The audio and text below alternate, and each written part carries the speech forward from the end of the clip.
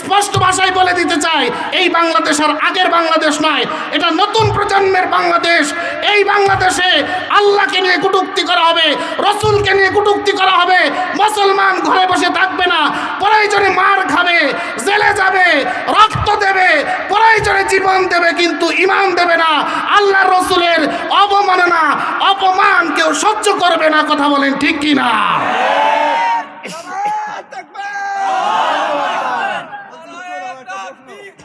এই 92% মুসলমানের দেশে মাঝে মাঝে কিছু কুলাঙ্গার, কিছু নাস্তিক আর মুরতাদ, যাদেরকে যদি বাংলাদেশের মুসলমান প্রস্রাব করে দেয়, প্রস্রাবের পানিতে ভেসে যাবে। কথা বলেন ঠিক কিনা? ওগো আবু যর, তুমি যদি কোরআনে কারীম থেকে একটা আয়াত শিখতে পারো, আল্লাহর নবী বলেন খায়রুল লাকা মিন আন তুসাল্লিয়া মিয়াতা রাকাতিন।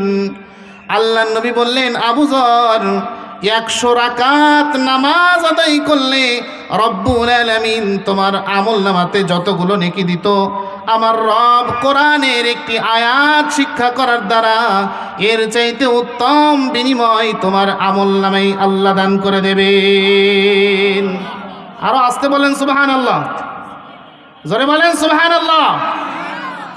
শুধু তাই নয়, এই হাদিসের শেষ অংশে হযরতে আবু যরকে ডেকে আল্লাহর নবী বললেন, ও আবু যর, ওয়ালা আন তাগদুয়া ফাতাআল্লামা বাবাম মিনাল ইলমি উলিমা বিহি আও লাম ইউমাল। আবু যর, যদি তুমি কোন জায়গা থেকে একটি ইলমের অধ্যায় তুমি যদি শিক্ষা করতে পারো, আল্লাহ রাব্বুল আলামিন তোমাকে কি বদলা দেবে তুমি শোনো। উমিলা বিহি আও লাম ইউমাল, সেই এলেমটা শিখার পরে যদি আমল করো চাই না করো, শুধু শিখেছো মাত্র, এর বদলা হিসাবে আল্লাহ রাব্বুল আলামিন খায়রুম মিন আন তুসাল্লিয়া আলফা রাকাতিন, আল্লাহ নবী বললেন 1000 রাকাত নামাজ পড়লে তোমার আমলনামায় যে সওয়াব হবে, এর চাইতে বেশি সওয়াব যিনি দান করবেন, জবানের সমস্ত শক্তি দিয়ে বলেন তিনি কে? জোরে বলেন তিনি কে? তাহলে কোরআন শুনলে লাভ আছে না নাই? জোরে বলেন লাভ আছে না নাই? কম না বেশি? কত বেশি? 1 আয়াত শিখলে 100 রাকাত, 1 ইলম শিখলে, একটা মাসআলা শিখলে, আমল এখনো করে পারেননি, 1000 রাকাত নামাজ আদায় করলে যে সওয়াব, এর চাইতে বেশি সওয়াব যিনি দান করবেন, সেই মালিকের নাম কি? জোরে বলেন তার নাম কে? সুতরাং কোরআন শুনবেন তো আপনারা? শুনবেন তো আপনারা? মনে করছেন মনে হয় হুজুর আলোচনা শুরু করে দিয়েছে। না, আমি এখন আলোচনা শুরু করি নাই, আমি মাত্র আল বেঁধে নিলাম। কি বেঁধে নিলাম? গ্রাম্য ভাষায় আল বেঁধে নিলাম, যাতে পানি সরে না যায়। আল বাঁধে তো এই জন্য নাকি, আপনাদের যেন এখান থেকে উঠতে না মন চায়, এজন্য কোনো ভুয়া কথা নয়, আল্লাহ রসুলের হাদিসের কথা দিয়ে আপনাদেরকে আমি উদ্বুদ্ধ করলাম কোরআন শুনতে। শুনবেন তো ইনশাআল্লাহ? থাকবেন তো শেষ পর্যন্ত ইনশাআল্লাহ? কারা কারা থাকবেন দেখি, দুহাত তুলে আল্লাহকে দেখান তো। লিল্লাহি তাকবীর। আল কোরআনের আলো, আল হাদিসের আলো, হাত নামান। এখন শুধু ঘরে ঘরে জ্বাললে হবে না, আমাদের এই আল কোরআন আল হাদিসের আলো সংসদেও জ্বালতে হবে। ঠিক কিনা বলেন? প্রিয় মুসলমান ভাই ও বাবাজিরা আমার, তাহলে বলুন তো দেখি, আমি এই সূরা সম্পর্কে যে কয়েকটি কথা বললাম, যে এই সূরার মধ্যে 3টা আয়াত, সূরাটি মক্কাতুল মুকাররমায় অবতীর্ণ হয়েছে, এই সূরাতে 14টি শব্দ আছে, এই সূরার মধ্যে 71টি হরফ আছে। এই সবগুলি ইলম কি আপনারা জানতেন? না জানলে বলেন জানতেন? তার মানে জানতেন না, তাহলে আজকে শিখলেন তো, মনে আছে তো? একটু পরীক্ষা নিয়ে দেখি, এই সূরার আয়াত কয়টি? এই সূরা কোথায় অবতীর্ণ হয়েছে? মক্কায়। এই সূরাতে শব্দ কয়টি? 14টি। এই সূরার হরফ কয়টি? 71টি। কয়টি? এই যে এলেম এতটুকু আপনারা শিখলেন, এর বিনিময়ে 1000 রাকাত নফল নামাজের সওয়াব যিনি আপনার আমার, যারা জানেন না, জানতেন না, এখন জানলেন, তাদের আমল নামায় যিনি 1000 রাকাত নফল নামাজের সওয়াব দান করেছেন, তিনি কে? জোরে বলেন, আরো জোরে বলেন, তিনি কে? কি মনে করছেন যে এত সওয়াব আল্লাহ দেবে আমাদের? কেন, আল্লাহকে আপনার আমার মতো ফকির নাকি? আল্লাহর কাছে কোনো কিছুর কম আছে? আল্লাহ বলে, বান্দা যদি আমার কাছে আসে, পাহাড় পরিমাণ গুনাহ নিয়ে আসে, চোখের একটা ফোঁটা পানি যদি আমার কাছে ছেড়ে দেয়, শুধুমাত্র আমি আল্লাহকে খুশি করার জন্য, বান্দা তার এই চোখের পানি নিচে পড়ার আগেই আমি তার 70-80 বছরের গুনাহ হলেও আমি সব মাফ করে দেই। সুবহানাল্লাহ বলেন। এবার আসুন ভাই ও বাবাজিরা আমার, পর্দার অন্তরালে আমার মা ও বোনেরা, কোরআনে কারীম থেকে আমি ছোট্ট সূরাতুল আসর তেলাওয়াত করেছি। এই সূরার তাফসীর, সংক্ষিপ্ত তাফসীর আমি আপনাদেরকে শোনাবো। কোনো আয়াত বা সূরা পরিপূর্ণভাবে সুন্দরভাবে আয়নার মতো চকচকা করে বুঝতে গেলে এই আয়াতটি কেন নাজিল হলো, কি কারণে নাজিল হলো সেটা জানতে হয়। এই সূরাতুল আসর মক্কাতে অবতীর্ণ হয়েছে। কেন অবতীর্ণ হয়েছে?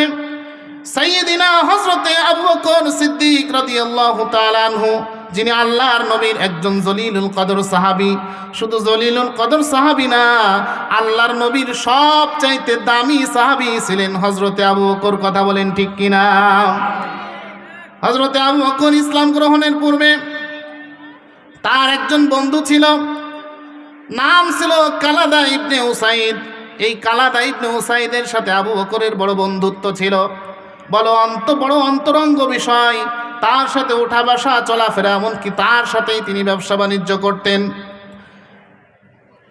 কিন্তু যখন আল্লাহর নবী মক্কাতে দাওয়াত দেওয়া শুরু করলেন, ইসলামের দাওয়াত দেওয়া শুরু করলেন, কালেমার দাওয়াত নিয়ে আসলেন, এ সময় আল্লাহর নবীর এই দাওয়াত গ্রহণ করে সাইয়্যিদিনা আবু বকর তো ইসলামের সুশীতল ছায়াতলে চলে আসলো। এখন আর ওই কালাদার সাথে বন্ধুত্ব নাই, দেখা সাক্ষাৎ নাই। হঠাৎ দীর্ঘদিন পরে কালাদার সাথে দেখা হয়ে গেল আবু বকরের। সাইয়্যিদিনা হযরতে আবু বকর সিদ্দিক রাদিয়াল্লাহু তাআলা আনহুকে দেখে কালাদা ইবনে উসাইদ ডেকে বলছে, ও দোস্ত, তোমার সাথে তো আমার বন্ধুত্ব ছিল, ভালোবাসা ছিল, তোমার সাথে একই সাথে ব্যবসা বাণিজ্য করলাম, কিন্তু কি যে হয়ে গেল আবু বকর, তুমি মুহাম্মদ নামক ব্যক্তির কাছে গেলে, আর যাওয়ার পরে আমাদের সেই বাপদাদার ঐতিহ্যবাহী ধর্ম ত্যাগ করলে, এমনকি একসাথেই ব্যবসা বাণিজ্য করতাম, ব্যবসাও ছেড়ে দিলে। ও আবু বকর, তুমি তো শুধু দুনিয়া না, তুমি সব বিষয়ে পিছিয়ে গেলে, তুমি তো ব্যবসা বাণিজ্যেও পিছিয়ে গেলে, তোমার ব্যবসাতে ক্ষতি হয়ে গেল, তোমার ধর্ম বিষয়েও তোমার ক্ষতি হয়ে গেল। হযরতে আবু বকর সিদ্দিক রাদিয়াল্লাহু তাআলা আনহু ডেকে বললেন, ও বন্ধু কালাদা, যেই ব্যক্তি আল্লাহ তার রাসূলকে ভালোবাসে, যেই ব্যক্তির অন্তরে আল্লাহ তার রাসূলের মহব্বত ঢুকে যায়, এই ব্যক্তির কাছে দুনিয়া এবং দুনিয়ার মধ্যে যা কিছু আছে সব কিছুই তুচ্ছ মনে হয়। কথা বলেন ঠিক কিনা? ও কালাদা, আমি ক্ষতিগ্রস্ত হইনি। যেই ব্যক্তি আল্লাহ তার রাসূলকে ভালোবাসে, আল্লাহ তার রাসূলের মহব্বত অন্তরের মধ্যে পয়দা করে, এই ব্যক্তি কখনোই ক্ষতিগ্রস্ত নয়, বরং ক্ষতিগ্রস্ত কালাদা তুমি হয়ে আসো। ঠিক কিনা? হযরতে আবু বকর সিদ্দিক রাদিয়াল্লাহু তাআলা আনহু এই ঘটনা যখন নবীজি শুনলেন, বলে আল্লাহ পাক রব্বুল আলামিনের কাছে আবু বকরের দাম এত বেশি ছিল, বলে এই ঘটনার পরিপ্রেক্ষিতে আল্লাহ তাআলা সূরাতুল আসর অবতীর্ণ করে হযরতে আবু বকরকে আল্লাহ খুশি করে দিলেন। বলেন সুবহানাল্লাহ। আল্লাহ ঘোষণা করলেন, সবাই একটু মহব্বতের সাথে পড়েন, আউযু বিল্লাহি মিনাশ শাইতানির রাজীম, বিসমিল্লাহির রাহমানির রাহিম, ওয়াল আসরি ইন্নাল ইনসানা লাফি খুসর ইল্লাল্লাযীনা আমানু ওয়া আমিলুস সালিহাতি ওয়া তাওয়াসাউ বিল হাক্কি ওয়া তাওয়াসাউ বিস সাবর। আল্লাহু আকবার। আল্লাহ সূরার মধ্যে জানালেন, ওয়াল আসর, আমি সময়ের কসম, যুগের কসম, আসরের সময়ের কসম কাটছি। কয়েকটা তাফসীরের মধ্যে কয়েকটা অর্থ করা হয়েছে। আসর মানে আসর, আসরের সময়, কেউ বা বলেছেন আসর মানে গোটা সময়কে বোঝানো হয়েছে, কেউ বলছে যুগের শপথ করেছেন আল্লাহ। ইন্নাল ইনসানা লাফি খুসর, নিশ্চয় সমস্ত মানুষ ক্ষতিগ্রস্তের মধ্যে আছে। ইল্লাল্লাযীনা আমানু ওয়া আমিলুস সালিহাত, কিন্তু যারা ঈমান এনেছে আল্লাহর উপরে, কার উপরে? এবং সালেহ নেক আমল যারা করেছে, এবং যারা ওয়াতাওয়াসাউ বিল হাক্কি, সত্য পথের দিকে মানুষকে আহ্বান করেছে, ওয়াতাওয়াসাউ বিস সবর, এবং অপরকে ধৈর্য ধারণ করার বিষয়ে আহ্বান করেছে। নিজেও সত্য পথে ছিল, হকের পথে ছিল, অন্যকেও হকের পথে ডেকেছে, নিজেও সবর করেছে, সবরের দিকে অন্যকেও ডেকেছে। বলে এই চার কর্মসূচি বিশিষ্ট মানুষগুলাই সফল কাম হয়েছে। বলেন সুবহানাল্লাহ। এখন আসুন এই সূরাতে আল্লাহ তাআলা ওয়াল আসর, সময়ের কসম কেন কাটলেন, এই বিষয়টা বোঝাতে গিয়ে আমি আপনাদেরকে একটা এক্সাম্পল দিতে চাই, একটি উদাহরণ দিতে চাই। বলেন তো দেখি, মানুষ মাঝে মাঝে কসম করে বলে কিনা? আমি আমার সন্তানের কসম করে বলছি, আমি কোরআন ছুঁয়ে বলছি, আমি মসজিদে দাঁড়িয়ে বলছি, আমি আমার চোখ ছুঁয়ে বলছি। বর্তমান জামানার যারা ইয়াং জেনারেশন আছে, অনেক নালায়েক না বুঝে কথাও বলে, আমি আমার প্রেমিকার কসম কেটে বলছি। বলে কি বলে না? জোরে বলেন, বলে কি বলে না? এই অধমগুলো কথাও বলে। আমি এই কথা বোঝানোর আগেই একটা মাসআলা আপনাদেরকে ক্লিয়ার করে দেই।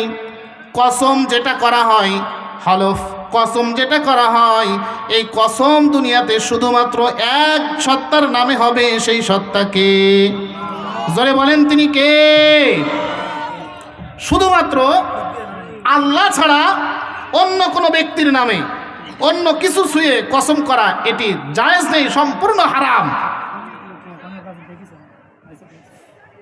সম্পূর্ণরূপে হারাম। অথচ আমরা এই কাজ করে থাকি, করি কিনা বলেন? প্রিয় ভাইরা আমার, আমি আলোচনা করছি, আপনাদের কি খারাপ লাগছে? জোরে বলেন, খারাপ লাগছে? ভালো লাগছে আপনাদের? কার কার ভালো লাগছে দেখি হাত তোলেন তো একটু, হাত নামান, হাত নামান। আসলেই যাদের ভাল লাগছে তারা আমার কথা, আমার একটা অনুরোধ আপনারা রাখবেন, রাখবেন তো ইনশাল্লাহ? আমি আপনাদেরকে ভালোবেসে আপনাদের পায়ে হাত রেখে বলছি, প্লিজ আপনারা সামনের জায়গাগুলি পুরাণ করে একটু কোরআনের মহব্বতে, অন্য কোনো কিছু না, শুধু কোরআনের মহব্বতে একটু সামনের দিকে চলে আসুন না ভাই। প্রিয় ভাইরা আমার, একটু সামনের দিকে চলে আসুন প্লিজ, একটু সামনের দিকে চলে আসুন। আমি অন্তর থেকে আপনাদের জন্য দোয়া করবো ইনশাল্লাহ। সামনের দিকে চলে আসুন। একদিন তোমারি নাম মসজিদে হবে এলান, একদিন তোমারি নাম মসজিদে হবে এলান। আসেন না প্রিয় ভাইরা, সামনে আসেন, বাবাজিরা একটু সামনে আসেন। তৈরি থেকো, তৈরি রেখো কবরের মাল সামান, একদিন তোমারি নাম মসজিদে হবে এলান, একদিন তোমারি নাম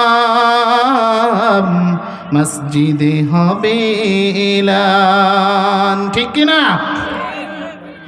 আপনারা সবাই কিন্তু কথা শুনলেন না, যারা কথা শুনেছেন আমার অন্তর থেকে তাদের জন্য দোয়া। প্লিজ সামনে চলে আসেন, সামনে খালি জায়গা রাখলে এখানে শয়তান বসে। আমাদের শ্রদ্ধেয় হুজুররা এখানে আছেন, যারা সামনে খালি জায়গা রাখে কোরআনের মজলিসে, ওই জায়গাটা শয়তান বুক করে নেয়, তারা বসে মানুষকে ওয়াসওয়াসা দিতে থাকে। সুতরাং শয়তানকে জায়গা দিব না আমরা। যাই হোক, যেই কথা বলছিলাম,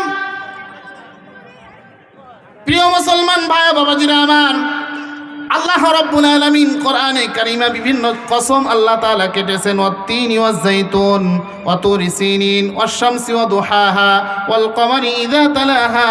তেমনি ভাবে আল্লাহ এখানেও কসম কাটলেন, ওয়াল আসর, সময় বা যুগের কসম আল্লাহ তাআলা করলেন। আল্লাহ রাব্বুল আলামিন কোরআনে যত জায়গায় কসম করেছেন, মানুষের কসম আর আল্লাহর কসমের মধ্যে পার্থক্য আছে। মানুষ কসম করে এ কারণেই যে আমি খোদার কসম করছি, যদিও নাজায়েজ, এরপরেও অনেকেই বলে আমি আমার সন্তানের কসম করছি, যদিও নাজায়েজ এরপরেও সে বিভিন্ন ধরনের চোখ ছুঁয়ে কসম করে কি করে না? জোরে বলেন, করে কি করে না? কারণ সে জানে আমি ব্যক্তি খুব বেশি ভালো না, আমি যদি কসম না করি আমার কথা কেউ বিশ্বাস করবে না। কথা বলেন ঠিক কিনা?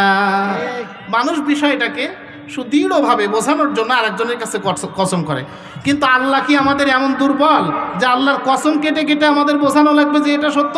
বলেন। তারপরেও আল্লাহ কসম কাটলেন কেন?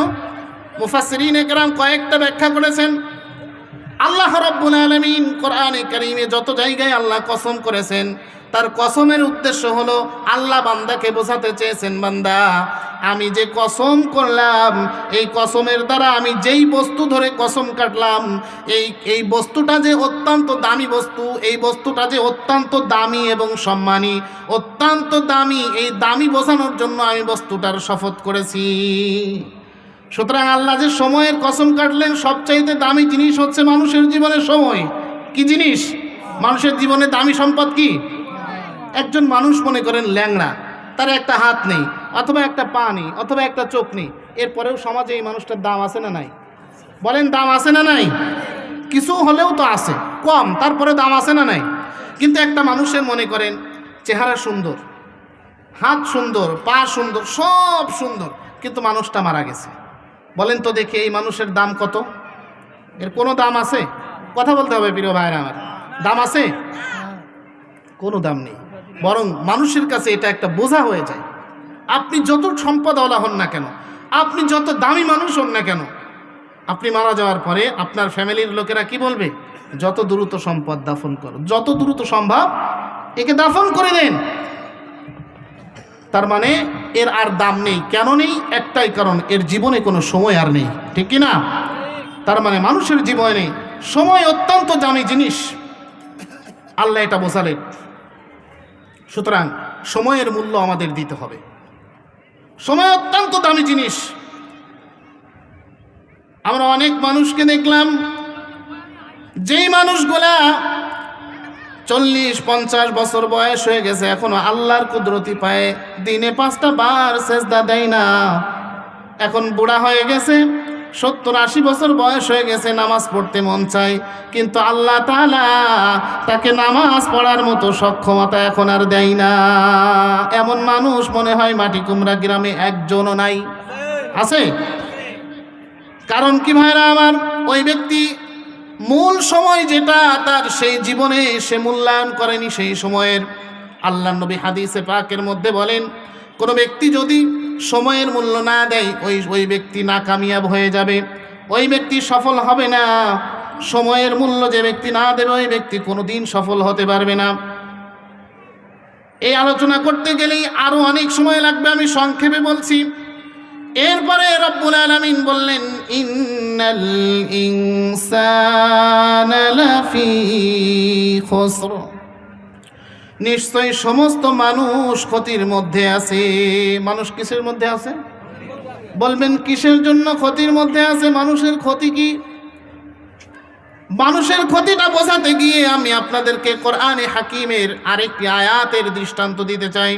আল্লাহ তাআলা কোরআনে কারীমে সূরাতুস সফ আয়াত নম্বর 10, এই আয়াতে আল্লাহ রাব্বুল আলামিন বললেন, ইয়া আইয়ুহাল্লাযীনা আমানু হাল আদুল্লুকুম আলা তিজারাতিন তুনজিকুম মিন আযাবিন আলীম।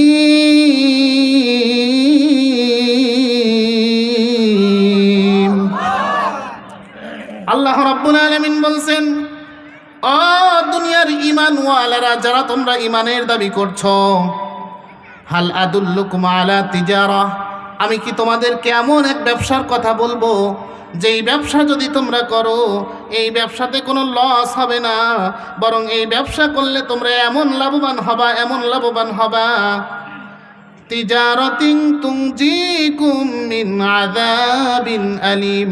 এই ব্যবসা শুরু করলে তোমাদেরকে রব্বুল আলামিন সমস্ত ধরনের কবরের আযাব থেকে, কবরের যন্ত্রণাদায়ক আযাব থেকে তোমাদেরকে আল্লাহ বাঁচায় দেবেন। বলেন সুবহানাল্লাহ।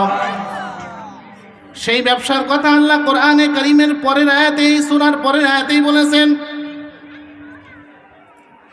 আল্লাহ বললেন যে তোমরা তোমাদের জীবন দিয়ে, তোমাদের সম্পদ দিয়ে তোমরা এই ব্যবসা করো, মানে আল্লাহর রাস্তায় তোমরা সময় দাও, আল্লাহর ইবাদত করো, জিহাদের প্রস্তুতি গ্রহণ করো। এই আলোচনা আমার মুখ্য বিষয় না, এই কারণে আমি ওই দিকে যাচ্ছি না। তার মানে আল্লাহ বললেন তোমরা, আমি রবের সাথে তোমাদেরকে দুনিয়া একটা ব্যবসার জন্য পাঠাইছি। বলে মানুষের এই ব্যবসার সম্পদ কি? এই ব্যবসার সম্পদ হলো মানুষের হায়াত। মানুষের হায়াত হলো মানুষের সম্পদ। এই হায়াত যত সময় থাকবে ব্যবসা তত সময় চলবে। আমি বলছি কোরআনে আল্লাহ তাআলা বললেন ইন্নাল ইনসানা লাফি খুসর, নিশ্চয়ই সমস্ত মানুষ ক্ষতির মধ্যে আছে। বলে মানুষ ক্ষতির মধ্যে কেন আছে? আমাদের যে সম্পদ এটা হলো হায়াত।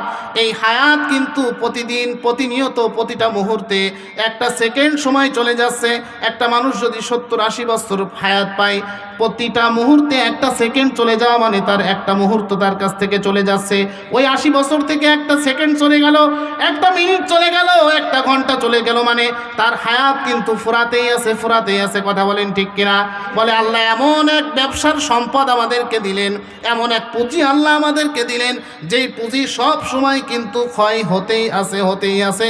আল্লাহ বললেন সুতরাং মানুষ কিন্তু ক্ষতির মধ্যে আছে, কারণ মানুষের যে সম্পদ এটা প্রতিনিয়তই গলে যাচ্ছে। ঠিক কিনা? ইমামে শাফিঈ রাহমাতুল্লাহি আলাইহি বলেন এই সূরা আসরের ব্যাখ্যা আমি এক আইসক্রিম বিক্রেতার কাছ থেকে শিখছি। কার কাছ থেকে ভাইরা আমার? আইসক্রিম বিক্রেতা। আমি অনেক তাফসীর করছি, কিন্তু এত ভালোভাবে আমার বুঝে আসেনি যত ভালোভাবে আমার বুঝে আসছে একজন আইসক্রিম বিক্রেতার কাছ থেকে সূরাতুল আসরের। অবাক করা বিষয় না? জানতে চান কি চান না? ইমামে শাফিঈ রাহমাতুল্লাহি আলাইহি বলেন আমি একদিন বাজারে গেলাম। বাজারে যাওয়ার পরে দেখি একজন আইসক্রিম বিক্রেতা, বরফ বিক্রেতা মানুষকে ডেকে ডেকে বলছে, ও বাজারের মানুষেরা রে, আমার মূলধন গলে গলে শেষ হয়ে গেল, তোমরা আমার কাছ থেকে আইসক্রিম কিনে আমার মূলধনটা একটু রক্ষা করো। ইমাম শাফিঈ রাহমাতুল্লাহি আলাইহি বলেন ব্যাপার কি? সেই সময় কিন্তু এরকম ফ্রিজিং ছিল না যে একটা আইসক্রিম আপনি 10 দিন 15 দিন, 1 মাস 2 মাস 1 বছর 2 বছর রেখে দেবেন। একটা নির্দিষ্ট সময় পর্যন্ত সেটা থাকবে। এখনও আইসক্রিম বের করলে কিন্তু ওটা গলতেই থাকে, আপনি খাইলেও গলবে, না খাইলেও গলবে। কথা কি ঠিক না বে ঠিক? কথা বলেন ঠিক না বে ঠিক? বলে মানুষের হায়াত হলে এমন। ইমাম শাফিঈ রাহমাতুল্লাহি আলাইহি বলেন ওই দিন সূরা আসরের ব্যাখ্যা আমি খুব ভালো করে বুঝেছি। আমি বুঝলাম আল্লাহ মানুষকে যেই সময় দিলেন, যেই হায়াত আল্লাহ দিলেন, এই হায়াত যদি মানুষ কাজে লাগায় এরপরেও এই হায়াত শেষ হবে, যদি কাজে না লাগায় এরপরেও কিন্তু হায়াত শেষ হবে। ভাইরা আমার কথা বলেন ঠিক কিনা? বলে আইসক্রিমওয়ালা বোঝাতে চাইছেন আইসক্রিম যদি তোমরা না কেন এরপরেও নির্দিষ্ট সময় আসলে আইসক্রিম গলে যাবে। আর যদি কিনে খাও এর মজা তোমরা পাবা, আর যদি কিনে না খাও আমার মূলধন গলে গলে শেষ হয়ে যাবে। ইমাম শাফিঈ রাহমাতুল্লাহি আলাইহি বললেন এটাই হলো সূরা আসরের মূল ব্যাখ্যা। উনি বলেন লাকাফাতিন নাস, মানুষকে আল্লাহ তাআলা যদি কোরআনে 114টি সূরার মধ্যে আর 113টি সূরা নাও দিতেন, শুধু সূরা আসর যদি মানুষকে আল্লাহ তাআলা দিতেন, আর মানুষ যদি শুধু সূরা আসর নিয়ে গবেষণা করত, তাহলে ওই মানুষটার জন্য সূরা আসর নাজাতের জন্য যথেষ্ট হয়ে যেত। বলেন আল্লাহু আকবার। আর ওজোরে বলেন আল্লাহু আকবার। সূরা আসর অত্যন্ত দামি সূরা। এরপরে আল্লাহ রাব্বুল আলামিন 3 নম্বর আয়াতে আল্লাহ বললেন ইল্লাল্লাযীনা আমানু ওয়া আমিলুস সালিহাতি ওয়া তাওয়াসাউ বিল হাক্কি ওয়া তাওয়াসাউ বিস সাবর। আল্লাহ আগের আয়াতে কি বললেন? আল্লাহ বললেন সব মানুষ ক্ষতিগ্রস্ত, সব মানুষ, জোরে বলেন, কিন্তু 4 কর্ম বিশিষ্ট ব্যক্তি বাদে, 4 কাজ যারা করবে এক নম্বর হলো ইল্লাল্লাযীনা আমানু, যারা আল্লাহকে বিশ্বাস করেছে, আল্লাহর উপর ঈমান এনেছে, যারা আল্লাহকে তার হৃদয়ের মধ্যে রব হিসাবে মেনে নিয়েছে। আমাদের রবকে আর জোরে বলেন, আমাদের রবকে, আমাদের রব আল্লাহ। বলে রবকে যারা খোদা হিসাবে, আল্লাহকে যারা রব হিসাবে মেনে নেবে, মুখে মেনে নেওয়া নয়, সাহাবায়ে কেরামের মতো অন্তর থেকে যারা রবকে রব হিসাবে মেনে নেবে, এই ব্যক্তিদেরকে কিয়ামতের ময়দানে যিনি সফল কাম বানায় দেবেন তিনি কে? সুতরাং আল্লাহকে রব হিসাবে গ্রহণ করতে হবে। সাহাবায়ে কেরাম যেভাবে রব হিসাবে গ্রহণ করেছিলেন, ঈমান আনয়নের পরে এত কষ্ট তাদেরকে দেওয়া হয়েছে, এত কষ্টের স্টিম রোলার তাদের উপরে চালানো হয়েছে, এরপরেও ঈমান থেকে তারা পিছপা হয়ে যাননি। কথা বলেন ঠিক কিনা? ছোট্ট একটা দৃষ্টান্ত আপনাদেরকে দিতে চাই। সাহাবায়ে কেরাম থেকে অনেক সাহাবী জীবনে বহু কষ্ট করেছেন। তার মধ্যে আল্লাহর নবীর একজন জলিলুল কদর সাহাবী, সাহাবীর নাম হযরতে আব্দুল্লাহ। সাহাবীর নাম কি? অনেক নায়কের নাম তো মনে আছে, গায়কের নাম মনে আছে, কিন্তু যদি বলা হয় আশারায়ে মুবাশশারা 10 জন জান্নাতের সুসংবাদ প্রাপ্ত দুনিয়াতেই সাহাবী, অনেকেই বলতে পারবে না, ঠিক কি না?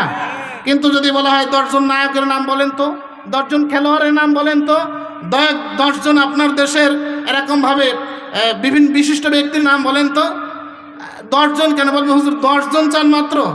ও তো আমার পকেটে থাকে, বাম পকেটে, আর ডান পকেটে আরও অনেক বেশি অনেক কিছু থাকে, ঠিক কিনা বলেন?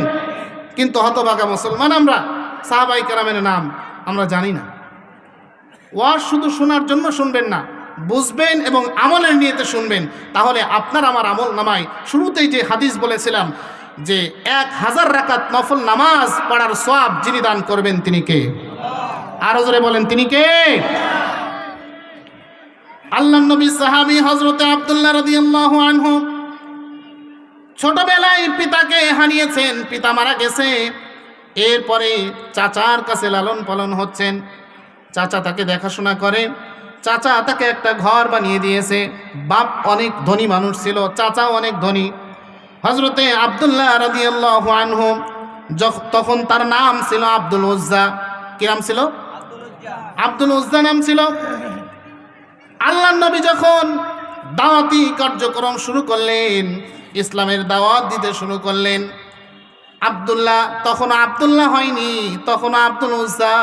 এই আব্দুল উজ্জা কালেমার কথা শোনে, নবীজির কথা শোনে, নবীজির জবান দিয়ে যতই কথা শোনে ততই নবীর প্রেম তার অন্তরে একজন জমা করে দেয়, তিনি কে? আল্লাহ নবীর কথা ভালো লাগে, ইসলামের কথা তার ভালো লাগে। এক পর্যায়ে আব্দুল উজ্জা আল্লাহর নবীর কাছে গিয়ে বললেন, ইয়া রাসূলুল্লাহ, ইয়া হাবিবাল্লাহ, আমি বুঝতে পেরেছি আপনি কোনো মিথ্যা নবী নয়, আর আপনি যেই কোরআন শোনাচ্ছেন এটা মিথ্যা কোনো বাণী নয়। আমি আর দেরি করতে চাই না, আমাকে কাল বিলম্ব না করে আমাকে পড়ায়া দেন লা ইলাহা ইল্লাল্লাহু মুহাম্মাদুর রাসূলুল্লাহ। আল্লাহ নবীর হাতে কালেমা গ্রহণ করে মুসলমান হয়ে গেলেন। আব্দুল্লাহ তো থাকে চাচার বাড়ি, আব্দুল্লাহ কালেমা প্রকাশ করে না, গোপনে গোপনে ইসলাম পালন করে। কিন্তু ভাইরা আমার, যার মুখের কালেমা হৃদয়ের কালেমা হয়ে যায়, এই ব্যক্তি বেশি দিন কালেমা গোপন রাখতে পারে না। কথা বলেন ঠিক কিনা? এর অনেক উদাহরণ আছে, আমি দিতে পারবো, কিন্তু সময় সংক্ষিপ্ত, বেশি কথা বলা যাবে না। আব্দুল্লাহ রাদিয়াল্লাহু আনহু ইসলাম গোপনে গোপনে পালন করছিলেন, কিন্তু যেহেতু আল্লাহ নবীর ভালোবাসা তার অন্তরের মধ্যে এমনভাবে গেঁথে গেছে, বেশি দিন আর এটা চাপায় রাখতে পারলেন না। তার চাচাকে সে জানায় দিল, চাচা যান, আমি কিন্তু মুহাম্মাদের হাতে কালেমা পড়ে মুসলমান হয়ে গেছি। বলেন আল্লাহু আকবার। আর জোরে বলতে হবে মুসলমান, আল্লাহু আকবার। আল্লাহু আকবারের ধ্বনি দিতে কি ভয় লাগে? খারাপ লাগে? দুশ্মনের ভয় লাগে? কার খারাপ লাগলো এটা দেখার বিষয় নয়। আল্লাহু আকবারের ধ্বনি শুনলে সবচাইতে বেশি মনক্ষুণ্ণ হতো, সবচাইতে বেশি খারাপ লাগতো তৎকালীন জামানার আবু জাহেল, উতবা, সাইবা, আবুল আহাবদের। এই জামানায়ও যারা কালেমার কথা, ইসলামের কথা, আল্লাহু আকবারের ধ্বনির কথা শুনলে যাদের মরদ ক্ষুণ্ণ হয়, বুঝতে হবে এরা এ জামানার আবু জাহেল, উতবা আর সাইবার দোষের কথা বলেন, ঠিক কিনা? সুতরাং কালেমার কথা, আল্লাহু আকবারের এই ধ্বনি, এটা আস্তে বলা যাবে না, এটা জোরে জোরে বলতে হবে, ঠিক কিনা? আল্লাহ নবী সাহাবী হযরতে আব্দুল্লাহ চাচাকে সাফ জানায় দিলেন, চাচা আমি কিন্তু মুসলমান হয়ে গেলাম। চাচা বলে, কি ব্যাপার? তোমাকে আমি খেতে দিই, আমি তোমাকে লালন পালন করলাম, তোমাকে বড় করলাম, তুমি আমাকে না জানায় তুমি মুহাম্মাদের হাতে ইসলাম গ্রহণ করেছো। আরে মুহাম্মদ তো একটা ভণ্ড লোক, নাউজুবিল্লাহ বলেন। তুমি মুহাম্মাদের ধর্ম গ্রহণ করেছো। শোনো ভাতিজা, তুমি যদি মুহাম্মাদের ধর্ম ছেড়ে না দাও, তোমাকে আমি আমার এই যে সম্পদ আছে, তোমার বাবার যে সম্পদ আছে, সমস্ত সম্পদ থেকে তোমাকে আমি বঞ্চিত করে দেব। আব্দুল্লাহ বলে, চাচা যান, আপনি আমার বাবার সম্পত্তি থেকে আমাকে বঞ্চিত করবেন? আমার বাবার সম্পত্তি কেন, গোটা দুনিয়া থেকে যদি আমাকে অবাঞ্ছিত ঘোষণা করা হয়, এরপরেও আমি আব্দুল্লাহ আল্লাহর নবীর যেই কালিমা গ্রহণ করেছি সেই কালিমা ছাড়তে পারবো না। চিল্লায় বলেন আল্লাহু আকবার। বলে, আব্দুল্লাহ তোমাকে আমি ঘরেও থাকতে দেব না। আব্দুল্লাহ বলে, চাচা যান, আমার ঘরের প্রয়োজন নেই, সম্পদের প্রয়োজন নেই, আমি চলে গেলাম। আল্লাহু আকবার বলবেন না? চাচা বলে, ঠিক আছে, চলে তো যাচ্ছ। আব্দুল্লাহ শোনো, তুমি চলে যাচ্ছ, ঠিক আছে যাও, কোনো সমস্যা না, কিন্তু তোমাকে আমি কিছুই দিতে চাই না। এমনকি তোমার পরনের মধ্যে যেই কাপড়গুলো আছে এগুলো আমার টাকায় কেনা, এই কাপড়গুলো, এই পোশাকগুলো এখানে খুলে দিয়ে যেতে হবে, যদি পারো তাহলে যাও। মনে করছে আব্দুল্লাহ তার পরনে যেই কাপড়গুলো আছে এগুলো তো আমার কিনে দেওয়া। মনে হয় আব্দুল্লাহ এবার বলবে, চাচা যান, উলঙ্গ হতে পারবো না, আমি লজ্জা পেয়ে যাব, মানুষ আমাকে উলঙ্গ অবস্থায় দেখে মানুষ হাসাহাসি করবে, তামাশা করবে। মনে হয় আব্দুল্লাহ এবার ফেরত যাবে, বলবে, চাচা মুহাম্মাদের ধর্ম ছেড়ে দিলাম। কিন্তু না না, মুহাম্মাদের ধর্ম ছাড়া তো দূরের কথা, আব্দুল্লাহ সাফ সাফ জানায় দিলেন, ওগো চাচা, আপনার দিল ও দেমাগের মধ্যে যেটা খেলতেছে, আপনি মনে করছেন এবার হয়তো আপনার ভাতিজা ফেরত আসবে। না না চাচা যান, যেই কালেমা আমি অন্তর থেকে গ্রহণ করেছি, এই কালেমার জন্য দুনিয়াতে আমি লাঞ্ছিত হব, দুনিয়াতে বঞ্চিত হব, সব ঠিক আছে, কিন্তু কালেমার জন্য জীবন পর্যন্ত দিতেও আপনার আব্দুল্লাহ দ্বিধা করবে না। নেন আপনার পোশাক নেন, সব খুলে দিল। আব্দুল্লাহ এবার উলঙ্গ হয়ে গেছে। আব্দুল্লাহ উলঙ্গ হয়ে গেছে। মায়ের দরজার সামনে গিয়ে আব্দুল্লাহ বলে, মা আপনি তো আমার মা, যদিও আপনি মুসলমান হননি, আপনি আমাকে এক টুকরা কাপড় দেবেননি? যেই কাপড়টা নিয়ে আমি মুহাম্মাদের কাছে যাব, আমার রসুলের নুরানি চেহারাটা দেখলে আমার চাচার দেওয়ার কষ্ট, আমার চাচা যে কষ্টগুলো আমাকে দিল, এই যে লাঞ্ছিত করলো, বঞ্চিত করলো, আমি যদি আমার নবীর নুরানি চেহারাটা একবার দেখতে পাই, আমার জীবনের সমস্ত দুঃখগুলো যিনি ঘুষায় দেবেন তিনি কে?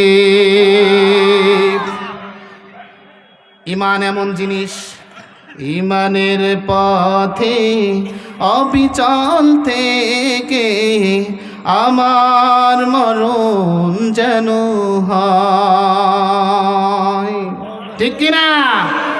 ঈমানের পথে অবিচল থেকে আমার মরণ যেন হয়। তোমারই কাছে মিনতি আমার, মহামহিম দয়াময়, তোমারই কাছে মিনতি আমার, মহামহিম দয়াময়। ঈমানের পথে অবিচল থেকে আমার মরণ যেন ইমানের পথে অবিচল থেকে আমার মরণ যেন হয়। প্রতিদিন মিথ্যের মুখোমুখি হয়, বেদিন ফাসেকেরা করে হইচই। প্রতিদিন মিথ্যের মুখোমুখি হয়, বেদিন ফাসেকেরা করে হইচই। আজাজিলে সে গোমরাহি সুর গান করে তোলে মোহময়। ইমানের পথে অবিচল থেকে আমার মরণ যেন হয়। ইমানের পথে অবিচল থেকে আমার মরণ যেন হয়। পড়েন আমিন। যেই কথা বলছিলাম হযরত আব্দুল্লাহ এবার মায়ের কাছে যখন বলল, মা আমাকে কি একটা টুকরা কাপড় দেওয়া যায় না মা? মা তো মা, যদিও কাফের, মা তো মা। মা তাকে একটা কম্বল দিল। এবার আব্দুল্লাহ কম্বলটা দুইটা ভাগ করলেন। একটা ভাগ নিচে তার লজ্জায় স্থান সতর ঢাকলেন, আর একটা অংশ দিয়ে তার গায়ের উপরে দিয়ে আল্লাহ নবীর দরবারে চলে গেলেন। আল্লাহ নবীর কাছে যখন গেলেন, লম্বা কাহিনী, লম্বা ঘটনা।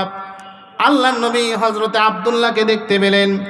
রে আব্দুল্লাহ, কি ব্যাপার, তুমি এখানে এই অবস্থায় কেন? শীতকাল, শীতের মধ্যে তোমার গায়ের মধ্যে কোনো পোশাক নেই, দুইটা টুকরা পোশাক। আমি তো জানি আব্দুল্লাহ তোমার বাবা বড় ধনী মানুষ ছিল, তুমি তো ঘরে যাইতে একটা পোশাক পরে আবার বের হতে আর একটা পোশাক পরে, এমন ধনী তোমার বাবা ছিল, এমন বিলাসী জীবন তোমার ছিল। কি হলো আব্দুল্লাহ? আব্দুল্লাহ চোখের পানি ছেড়ে দিয়ে আল্লাহ নবীর কাছে বলে, ওগো নবীজি, আমি আপনার কালেমা গ্রহণ করার কারণে, আমি আপনার হাতে ইসলাম গ্রহণ করার কারণে আমার চাচা আমার বাবার সম্পত্তি থেকে আমাকে বের করে দিয়েছে, ঘর থেকে বের করে দিয়েছে, এমনকি আমার পরনের পোশাকগুলো পর্যন্ত নিয়ে নিয়েছে। ওগো নবীজি, আমি বলেছি, আমি আমার চাচাকে সাফ জানিয়ে দিয়েছি, আমি দুনিয়ার সম্পদ ছাড়তে পারবো, দুনিয়ার পোশাক ছাড়তে পারবো, আমি ঘর ছাড়তে পারবো, বাড়ি ছাড়তে পারবো নবীজি, এরপরেও আমি আপনার দরবার আমি নবীজি কোনোদিন ছাড়তে পারবো না। বলেন সুবহানাল্লাহ। আল্লাহ নবী আব্দুল্লাহকে দ্বীন শেখানোর জন্য আসহাবে সুফফাতে জায়গা করে দিলেন। আল্লাহ নবী যখন আব্দুল্লাহর এই করুণ কাহিনী শুনলেন, আল্লাহ নবী তখন বললেন, ও আব্দুল্লাহ, তোমার এই কষ্টের কাহিনী শুনে আমার বড় খারাপ লাগলো রে আব্দুল্লাহ, আসো আসো আমার কামরার মধ্যে আসো। আল্লাহ নবী আব্দুল্লাহকে নিজের ঘরের মধ্যে ডেকে নিলেন, নিজের দুইখানা চাদর আল্লাহ নবী আব্দুল্লাহকে দিয়ে দিলেন। বলেন আল্লাহু আকবার।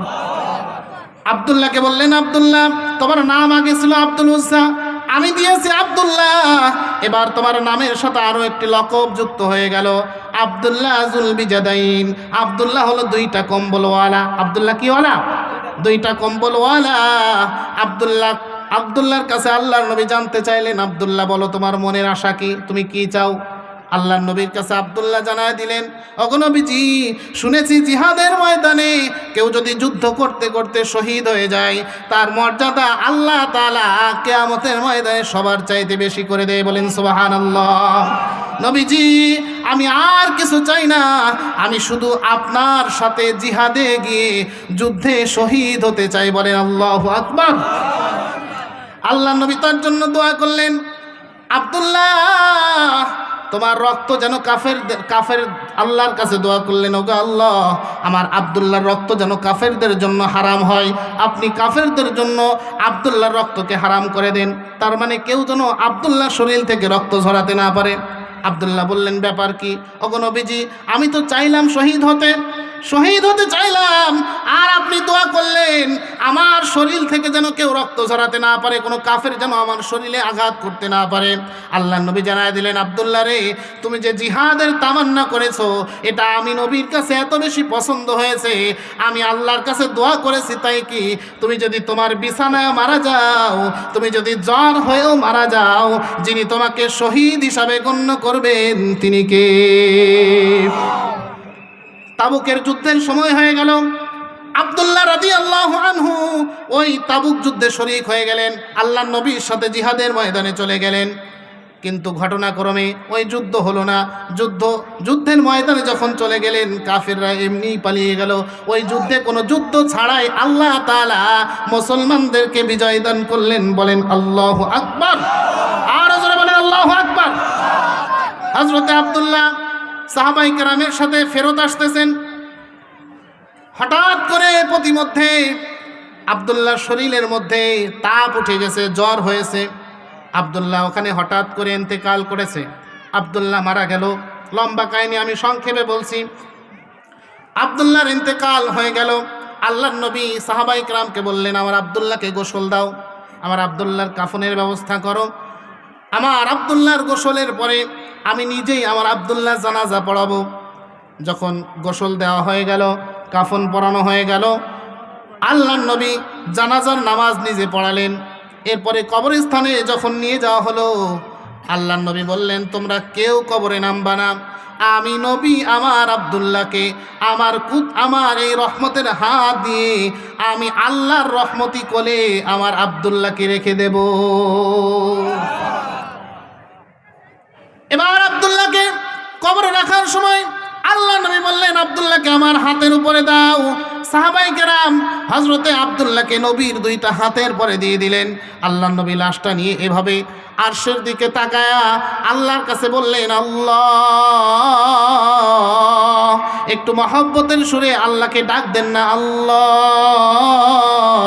আরো মহব্বতে ডাক দেন, আল্লাহ।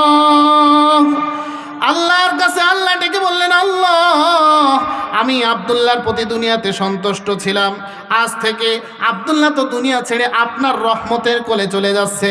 আল্লাহ, আপনার কাছে আমার ফরিয়াদ হলো, আপনি আল্লাহ আমার আব্দুল্লাহর উপর সন্তুষ্ট হয়ে যান। পড়েন আল্লাহু আকবার। সাহাবায়ে কেরাম এই দৃশ্য দেখে গড়াগড়ি দিতে লাগলো। বিশেষ করে আব্দুল্লাহ ইবনে মাসউদ রাদিয়াল্লাহু আনহু, তিনি গড়াগড়ি দিতে লাগলেন মাটিতে, আর বলতে লাগলেন, হায় আব্দুল্লাহ, এই লাশটা যদি তোর না হয়ে আমি আব্দুল্লাহ ইবনে মাসউদের হতো, কতই না ভালো হতো যে তোর লাশ আল্লাহর নবী আরশের দিকে উঠায় বলছেন, আব্দুল্লাহর প্রতি আমি খুশি, আল্লাহ তুমি খুশি হয়ে যাও, তোর কত না খুশ নসিব, আল্লাহ যদি এই লাশটা আমার দিত আমার কত না ভালো হতো। বলেন সুবহানাল্লাহ। এই ছিল সাহাবায়ে কেরামের ঈমান, এই ছিল তাদের কুরবানি। যেই কথা বলছিলাম শুরুতে, আল্লাহ বলেছেন ইল্লাল্লাযীনা আমানু, মনে আছে তো? সূরা আসরের তাফসীরের কথা বলছিলাম, মনে আছে তো? প্রথম কর্মসূচি যারা ঈমান আনবে, সাহাবায়ে কেরাম যেইভাবে ঈমান এনেছিলেন, আল্লাহর জন্য, ঈমানের জন্য নিজের জীবনটা পর্যন্ত বিলিয়ে দিতে, সম্পদ ছাড়তে, সংসার ছাড়তে, দেশ ছাড়তে, রক্ত ঝরাতে, এমনকি জীবন বিলিয়ে দিতে তারা কার্পণ্য করে নাই। এই হচ্ছে প্রকৃত ঈমান। কথা বলেন ঠিক কিনা? 2 নম্বর কথা, ওয়া আমিলুস সালিহাত। 2 নম্বর কর্মসূচি হলো যারা নেক আমল করবে, যারা সৎ কর্ম করবে, রব্বে কারীম যাদেরকে ক্ষতি থেকে বাঁচায়া তার কুদরতি আরশে আজিমের নিচে কাল কিয়ামতে ছায়া দান করবেন, তিনি কে? যারা নেক আমল করবে।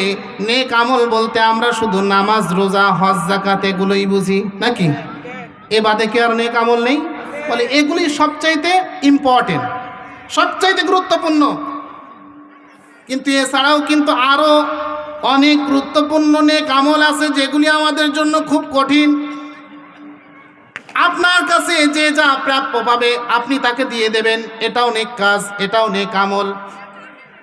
আপনি আপনার বোনের সম্পত্তি ফাঁকি দিচ্ছেন, বোনকে সম্পত্তি সম্পূর্ণভাবে বুঝিয়ে দিচ্ছেন না, আপনি আপনার পাওনাদারকে টাকা দিচ্ছেন না, আপনি এই আমলগুলো খুব সহজে করেন, নামাজ পড়েন, রোজা রাখেন, হজ করেন, যাকাত দেন, কিন্তু ওই আমলগুলো করতে আপনি কার্পণ্য করেন, আপনি মানুষের সাথে মিথ্যা বলেন, আপনি ধোঁকাবাজি করেন, আপনি চিটারি করেন, আপনি বাটপারি করেন। যদি এইগুলি ছেড়ে দেন, নেক আর সৎ হয়ে যদি জীবন যাপন করেন, এটাও আপনার জন্য নেক হিসাবে আমল নামাতে যিনি লিপিবদ্ধ করে দেবেন তিনি কে? সংক্ষেপে কথা বলি, এরপরে রব্বুল আলামিন বলছে ওয়াতাওয়াসাউ বিল হাক্কি ওয়াতাওয়াসাউ বিস সাবর। যারা সৎ, যারা হকের কথা বলবে, হকের পথে মানুষকে আহ্বান করবে, হকের পথে মানুষকে ডাকবে, হকের পথে মানুষকে ডাকবে। মুফাসসিরিনে কেরাম এখানে সুন্দর তাফসির করেছেন, গভীর তাফসির করেছেন। তাওয়াসি, এটা ওসিয়াতুন থেকে, ওসি বলা হয় যে মানুষ মৃত্যুর আগে যে ওসিয়াতগুলো করে যায়, অত্যন্ত গুরুত্বপূর্ণ এই কথাগুলো, ঠিক কিনা? মানুষ মৃত্যুর আগে যেই কথাগুলো বলে, এই কথাগুলো কি গুরুত্বপূর্ণ না? অত্যন্ত গুরুত্বপূর্ণ, দামি কথা। বলে তাওয়াসি শব্দের অর্থ হলো বলিষ্ঠ কণ্ঠে সত্য কথাগুলো, নেক কথাগুলো, সঠিক কথাগুলো, ইসলামের কথাগুলো মানুষের মাঝে প্রচার করাই হলো হকের কথা বলা। ওয়াতাওয়াসাউ বিস সাবর, নিজে ধৈর্যের উপরে থাকবে, মানুষকেও ধৈর্যের দিকে আহ্বান করবে। যেমনি ভাবে ধৈর্য ধারণ করেছিল হযরতে সুমাইয়া রাদিয়াল্লাহু তাআলা আনহা, নিজের জীবন পর্যন্ত বিলীন করেছে, এরপরেও ধৈর্য থেকে, ঈমান থেকে বিচ্যুত হয়নি। যিনি ইসলামের প্রথম শহীদা মহিলা ছিলেন, যার নির্মমতার কথা শুনলে শরীরের লোমগুলো খাড়া দিয়ে ওঠে। হযরতে সুমাইয়াকে কিভাবে শহীদ করা হয়েছিল? হযরতে সুমাইয়াকে বলা হলো, সুমাইয়া তুমি নাকি ইসলাম গ্রহণ করেছো? বলে হ্যাঁ, ইসলাম গ্রহণ করেছি। বলে তুমি যদি ইসলাম ছেড়ে না দাও, ঈমান ছেড়ে না দাও, তোমাকে এমন শাস্তি দেব, এমন শাস্তি দেব যেটা তুমি চিন্তাও করতে পারবা না। সুমাইয়া রাদিয়াল্লাহু আনহা বললেন, এই কাফেরেরা, তোমরা কি মনে করেছো শাস্তি দিয়ে ঈমান থেকে আমাকে ফেরত আনবা? না না, কোনো শাস্তি আমাকে ঈমান থেকে ফেরাতে পারবে না। সুমাইয়া যখন এই কথা বললাম, হযরতে সুমাইয়াকে তার দুই পা দুই দিকে বেঁধে দেওয়া হলো, দুইটা হাত দুই দিকে বেঁধে দেওয়া হলো। হযরতে সুমাইয়ার লজ্জা স্থান বরাবর তীর নিক্ষেপ করে হযরতে সুমাইয়াকে শহীদ করে দেওয়া হলো। বলেন নাউজুবিল্লাহ। এত নির্মমভাবে তাকে শহীদ করা হলো। এরপরে সুমাইয়া তার ধৈর্য থেকে বিচ্যুত হননি। সুতরাং ঈমান কঠিন জিনিস, ঈমান অত্যন্ত দামি জিনিস, ধৈর্য অত্যন্ত দামি জিনিস, হক কথা বলা অত্যন্ত দামি জিনিস, নেক কথা বলা, নেকের পথে চলা অত্যন্ত দামি জিনিস। আমরা জানি নেক কথা বললে, সঠিক কথা বললে, নেক কাজ করলে, ভালো কাজ করলে, ঈমানের পথে থাকলে বাধা আসবে, বিপত্তি আসবে। ঈমানের কথা বললে, হক কথা বললে জেলে যেতে হবে, মার খেতে হবে, রক্ত ঝরাতে হবে। কিন্তু মুসলমান জেলে যাবে, মার খাবে, রক্ত ঝরাবে, কিন্তু তার ঈমান কারো কাছে বিক্রি করবে না। কথা বলেন ঠিক কিনা? সুতরাং এই 92% মুসলমানের দেশে আমরা এটা পরিলক্ষিত, আমাদের দৃষ্টিগোচর হয়, মাঝে মাঝে কিছু কুলাঙ্গার, কিছু নাস্তিক আর মুরতাদ, যাদেরকে যদি বাংলাদেশের মুসলমান প্রস্রাব করে দেয়, প্রস্রাবের পানিতে ভেসে যাবে। কথা বলেন ঠিক কিনা? তারা রসুলকে নিয়ে, আল্লাহকে নিয়ে কটূক্তি করে। স্পষ্ট ভাষায় বলে দিতে চাই, এই বাংলাদেশ আর আগের বাংলাদেশ নয়, এটা নতুন প্রজন্মের বাংলাদেশ। এই বাংলাদেশে আল্লাহকে নিয়ে কটূক্তি করা হবে, রসুলকে নিয়ে কটূক্তি করা হবে।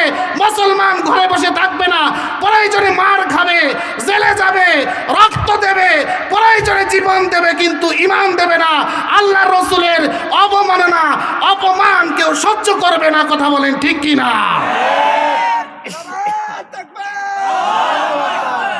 চেনেন। যাই হোক, আমি আলোচনা দীর্ঘায়িত করব না। আমি যে আলোচনা করেছি এখানে এর সারমর্মটা বলেই আমি শেষ করে দেব।